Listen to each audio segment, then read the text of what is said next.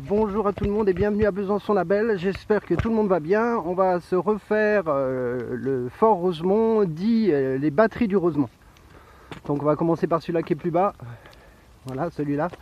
L'entrée là. Je peux pas monter en fait au-dessus là. Tout le monticule qu'on voit. Le fort, il est en dessous.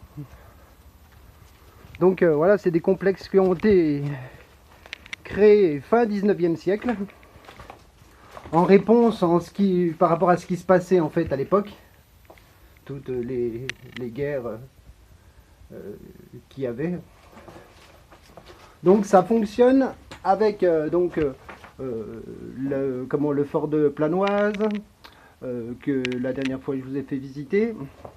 Il y a 7 gros forts comme ça sur toutes les collines environnantes de Besançon, parce qu'on a 7 collines à Besançon.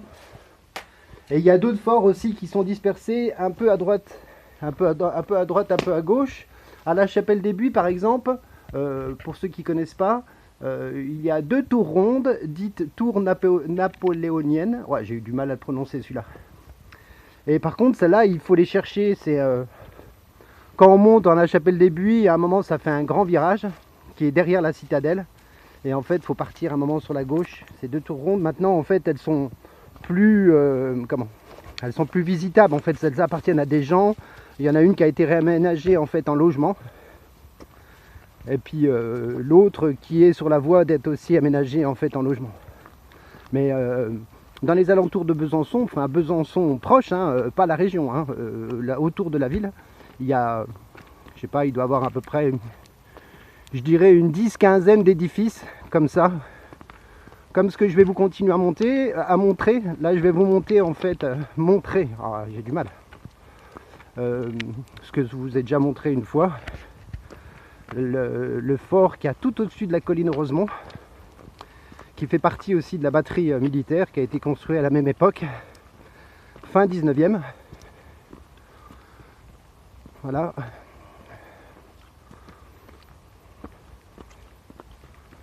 On monte, on monte, on monte.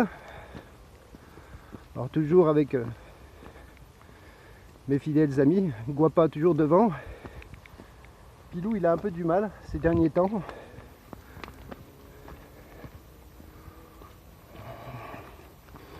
Voilà, on y arrive.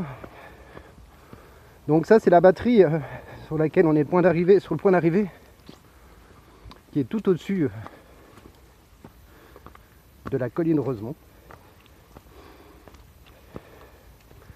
Et ça donne ça. Alors il reste pas grand chose.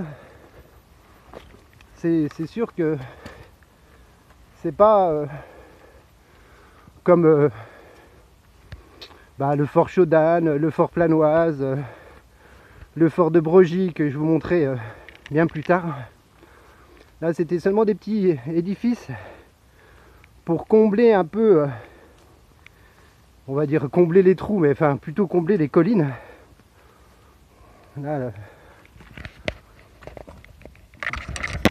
j'essaie de passer. Je vais mettre l'autre côté. Oula, j'ai failli chuter. Oui, quand je dis combler, c'est pas vraiment ça, mais disons qu'en fait, comme c'est des points stratégiques, les collines, donc voilà, ils ont monté tout ce qu'ils ont pu comme batterie militaire pour éviter qu'on se fasse péter la gueule à l'époque, même si apparemment il y a beaucoup de forts qui n'ont pas servi, de ce que j'ai cru lire. Allez, voyons voir. Ouh là là. Bon bah tiens, je vais m'arracher ma veste.